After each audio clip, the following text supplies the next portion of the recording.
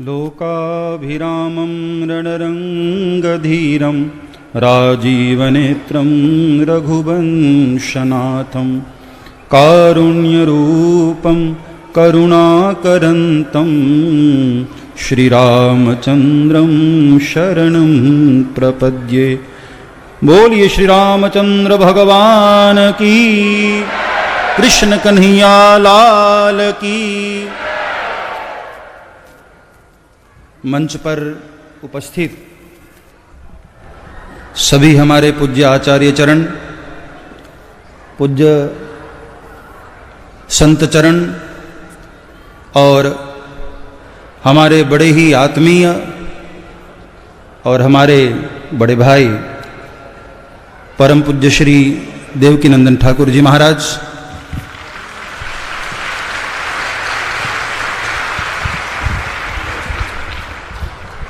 हमारा और आपका मिलना, आप यूं समझिए आप वृंदावन से और मैं अयोध्या का प्रतिनिधित्व करता हूं, तो ऐसा लगता है राम और कृष्ण दोनों मिल रहे हों, ऐसा हमारा और आपका भाव और प्रेम है। मुझे आपकी ओर से संदेश मिला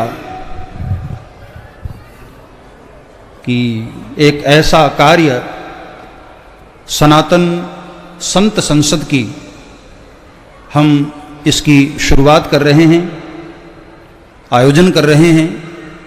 मैंने सबसे पहले अपनी सहमति दी कि आपने जब भी मुझे कहा, मैं हर वक्त आपके संकल्प में उपस्थित रहा। और मैं देशवासियों से भी ये कहना चाहता हूँ, पूज्य श्री ठाकुर जी महाराज ने जो संकल्प लिया है वो अकेले ठाकुर जी का संकल्प नहीं है, जितने भी ठाकुर जी को प्रेम करने वाले हैं सभी सनातन धर्मियों का वो संकल्प होना चाहिए।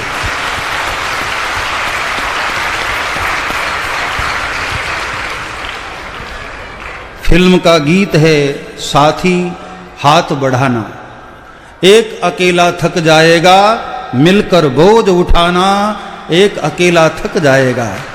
इसलिए आज मैं पूरे भारतवासियों को ये आह्वान करता हूं कि सभी लोग, अभी अभी जैसा कि आपको संदेश भी प्राप्त हो रहा है बीच बीच में, कि आप लोग जो अपना मत दे सकते हैं, अपना वोट दे सकते हैं।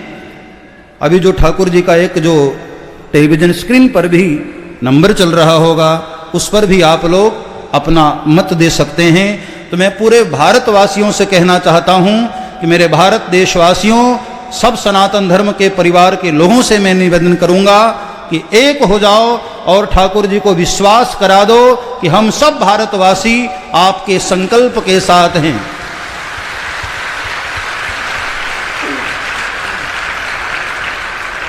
जिन भगवान कृष्ण की कथाएं हम अक्सर सुनते हैं, उन्हीं भगवान कृष्ण का ये संदेश है। जिन 5 बिंदुओं पर हमारे आदरणीय ठाकुर जी ने आपका ध्यान आकर्षित किया, जिन 5 बिंदुओं पर आपने अपने मन की पीड़ा रखी, भगवान श्री कृष्ण की वह जन्मस्थली, वह जन्मभूमि, जहां पर इन आक्रांताओं ने, इन विधर्मियों ने उस भवन को, उस मंदिर को तोड़कर और हमारे ठाकुर जी के स्वरूप को आगरा के जामा मस्जिद की सीढ़ियों के नीचे दफनाया। अब समय आ गया है हम सभी लोग एक होकर इन विधर्मियों का सामना करें और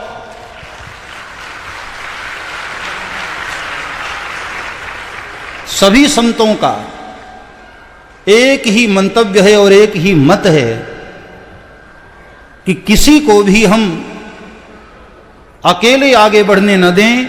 हम सब लोग साथ में हो जाएं, तभी हमारे सनातन की रक्षा हो सकती है, अकेले नहीं। हम लोग भगवान कृष्ण की कथाएं बहुत सुनते हैं, लेकिन सीखने का प्रयास नहीं करते।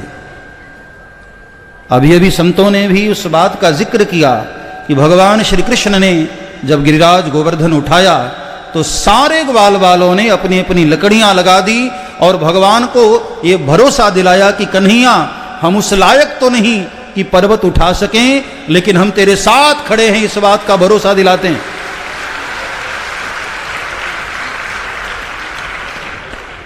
लड़ना एडवोकेट्स को है, वकील साहब को है, निर्णय अदालतों को देना है, लेकिन हमारी एकजुटता के भावना को देख करके अदालतें भी मजबूर हो जाएं, हमारे कृष्ण की भूमि को हमको लौटा दें, ऐसा हमें एकता प्रस्तुत करनी पड़ेगी।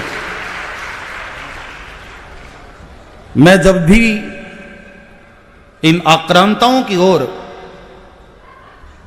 पढ़ता हूं, कुछ सुनता हूं उनकी बातें, एक बात दिल पर चुभती है। जो भाईचारे की बातें करते हैं, जो शांति और संदेश की बातें करते हैं, मैं ऐसे लोगों से पूछना चाहूंगा और आप भी पूछिएगा कि तुमने मस्जिदें बनाई मंदिरों को तोड़कर, तुमने मस्जिदें बनाई मंदिरों को तोड़कर, क्या मस्जिदें बन नहीं सकती थी मंदिरों को छोड़कर? क्या मस्जिदें बन नहीं सकती थी मंदिरों को छोड़कर? जब तुमने हमारे मंदिरों को तोड़ा है तो आज समय आ गया है कि हम सब लोग एकजुट होकर के अपने उस ठाकुर जी के स्थान को छीनने के लिए भी हम तैयार होकर के खड़े हो जाएं। दूसरी बात, आप विचार तो करो, किस प्रकार से हमारे बच्चों को जाल में फंसाया गया, किस प्रकार से हमारी बहन बेटियों को बरगलाया गया। किसी भी विज्ञान का, वैज्ञानिक यंत्र का सदुपयोग भी होता है और दुरुपयोग भी होता है। इन विधर्मियों ने, षड्यंत्रकारियों ने इंटरनेट का दुरुपयोग करके हमारे बच्चों को, हमारी बहन बेटियों को गलत रास्ते पर जाने की ओर प्रयास किया। आप सभी यहां पढ़े लिखे लोग हैं, नेट को हिंदी में क्या कहते हैं? नेट को हिंदी में जाल कहते हैं ना। अब आप लोग अंदाजा लगाओ, ये नेट के माध्यम से आप सबके बच्चों को जाल में फंसाया जा रहा है ताकि हम अपने धर्म को छोड़कर उनके झांसे में आए। ये बड़े महत्वपूर्ण बिंदु हमारे बड़े भाई आदरणीय ठाकुर जी ने रखे हैं। जिन फिल्मों के माध्यम से, वेब सीरीज के माध्यम से, OTT प्लेटफॉर्म से इस तरह के सीरियल्स, इस तरह की फिल्में दिखाई जा रही हैं जो सनातन के विरुद्ध हैं, ऐसे फिल्मों को न हम देखेंगे न आने देंगे। इसके लिए हम सबको संकल्पित होना चाहिए। आज ये सारे संत महापुरुष जो इस मंच पर उपस्थित हैं, ये कोई भाषण देने के लिए नहीं, अपने मन की पीड़ा को लेकर आए। मैं समझता हूं जितने भी संत महापुरुष बैठे हैं, कोई भी महापुरुष ये नहीं चाहते कि हमारे सनातन धर्म को कहीं से भी कोई नुकसान हो, हमारे संस्कारों में कहीं पर भी कोई चोट करे, कोई भी संत महापुरुष नहीं चाहते। इसलिए हमारे समय समय पर हमारी संस्कृति में महाकुंभ के आयोजन किए जाते थे। महाकुंभ सिर्फ इसलिए होता था कि वहां सारे संत, हर मत के, हर पंथ के, हर संप्रदाय के और अखाड़े के संत वहां एकत्र होकर के सनातन धर्म को किस प्रकार बचाया जाए और किस प्रकार बढ़ाया जाए, ये सारी चर्चा वहां की जाती थी और उसके बाद पूरे देश भर में अभियान चलाया जाता था। आज हमारे ठाकुर जी ने बहुत अच्छा कार्य किया है। यहां अलग अलग मत के, अलग अलग अखाड़ों के, अलग अलग संप्रदायों के पूज्य आचार्य, महामंडलेश्वर, संत, महंत, सभी प्रकार के महापुरुष यहां मौजूद हैं और अपने अपने मन की पीड़ा को लेकर आपके समक्ष आए हैं। मेरे भारतवासियों, मेरे राष्ट्रवासियों, अब हम सब लोग ठाकुर जी के संकल्प के साथ एक होकर के आगे बढ़ें और जन्मभूमि को भी मुक्त कराएंगे और अपने बच्चों को भी संस्कारवान बनाएंगे। ऐसा संकल्प लेना है हम सभी को।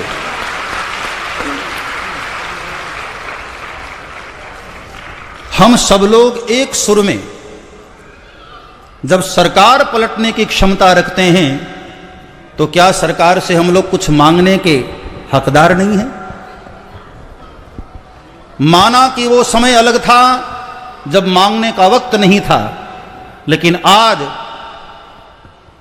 देश का एक ऐसा प्रधानमंत्री हम सबको मिला है जिससे हमने राम मंदिर की अपेक्षा की और उन्होंने रामलला को विराजित करके दिखाया दुनिया को।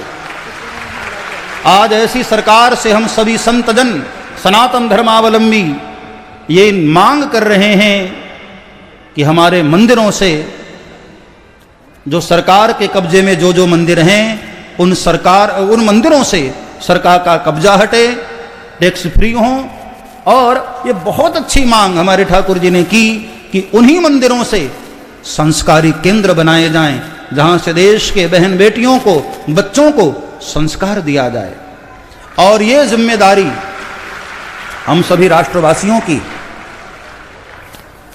आज हम लोग संकल्पित नहीं हुए, एकत्र नहीं हुए, तो आने वाला जो समय है वह समय हमारे सनातन धर्म के लिए बड़ा विभत्स होगा।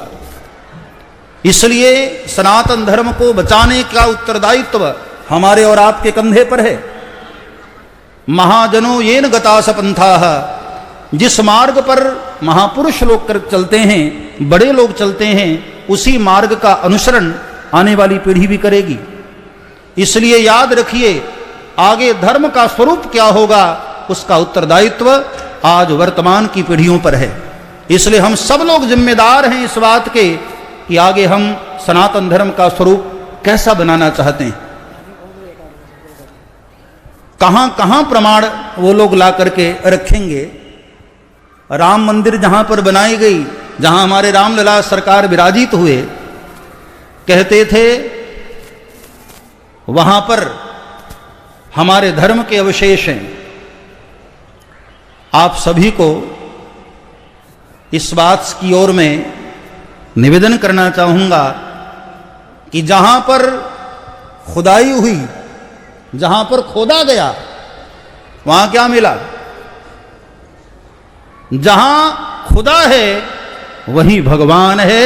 यही बात कहते हुए मैं आप लोगों को निवेदन करना चाहूंगा कि हमारे ठाकुर जी के साथ जुड़ जाइए और जहां भगवान कृष्ण के स्थान पर वो कलंक लगा हुआ है, उस कलंक को मिटा करके भव्य और दिव्य मंदिर बनाने के संकल्प की ओर हम आगे बढ़े। सारे बिंदुओं पर हम चर्चा करेंगे, सारे संतों से, सारे महापुरुषों से हम उनके मन की पीड़ा को सुनेंगे और संकल्प लेंगे। बस इन्हीं शब्दों के साथ मैं अपनी वाणी को विराम करता हूं। एक बार सब लोग प्यार से बोलिए, जय श्री राम, जय श्री राम, जय जय श्री राधे।